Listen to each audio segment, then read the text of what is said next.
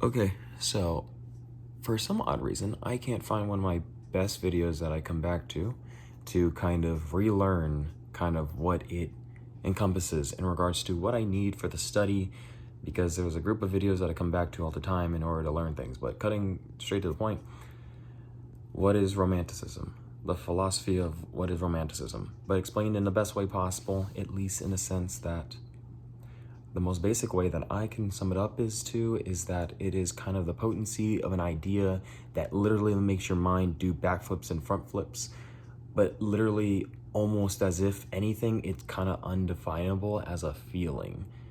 And it literally kind of like is way more potent than even nostalgia. Like, it's almost as if like you were the feeling is encapsulated in the sense that you were looking out into a horizon of clouds, and it is kind of like so breathtaking that you don't even know how to actually emote. But that's like a very baseline, surface level way of describing it, because there's also romanticism in the sense of how certain art is created, such as music, drawings and all that kind of stuff, paintings, if you want to call it so. And there's a sort of beautiness to it, and it could literally encompass itself into many different themes. It's very free-forming that way, to the point where literally you can have a story about anything, and if characters are talking about their deeper inner passions, what they want for themselves and all that kind of stuff, and you get swept up into really everything about the story, and the emotions are high, you feel everything, the pain, the struggle, the happiness, all at their most potent, to the point where it really bonds you with the piece. That's kind of romanticism. I think there was a video that would literally coin the phrase like as a haha, like this in a nutshell kind of joke, where it's like we imagine an adorable Cupid like playing his harp and his bow, and it hits the next person across from the room, and then they fall deeply in love. But romanticism isn't really 100% about that. And even in the ways that you describe it, you could just be making a silly cartoon. It really, really is emphasized on its potency in regards to how it can really affect a person emotionally. Is it useful? Probably not really, honestly, if I'm being totally honest. Like, funny how I'm just going to go on this whole rant about how it's so amazing and feels so great. But in the grand scheme of things, it's not that important when it comes to basic living. I think the best thing about it, though, is that, yes, it does kind of like get your mind really engaged and stuff. And there's even some say that, hey, religion actually does empower for the same kind of treatment and what romanticism gives.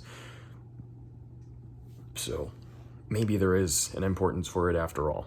But yeah, it's mainly that. And then once I think a storyteller or an artist, in any sense of the word, actually understands the powerfulness of what this stuff is able to do. Like when you create something and it's so God-givenly like pumped with so much energy into it, to the point where it's like when someone sees it, they just cannot deny its existence. And not only that, it's like, and it's much more than just getting people really mad or just really sad or, all that kind of stuff. It just really is like just an encompassing feeling.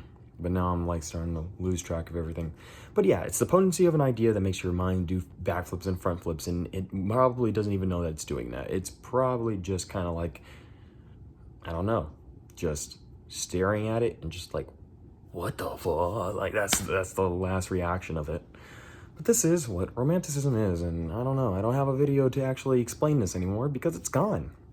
And so I gotta kind of like make this, because I don't know if it's gonna come back. Like this has happened with a couple of other videos that will talk about some smart shit, and I will be looking for it, and I'm like, oh shoot, I can't find it. Well, I have a list of other things that I've actually linked to friends and other people, so I'll look in that, and then I'll end up finding it, and I find out that it's been privated.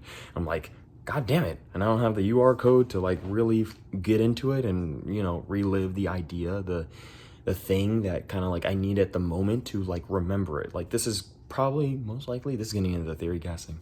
It's probably how like people treat the Bible and treat probably any piece of art and videos in general. Like, you just need something like to make you feel something in the moment. And even then, when we come to art, The biggest thing that we want out of them is that we want to feel, you know? We want to feel.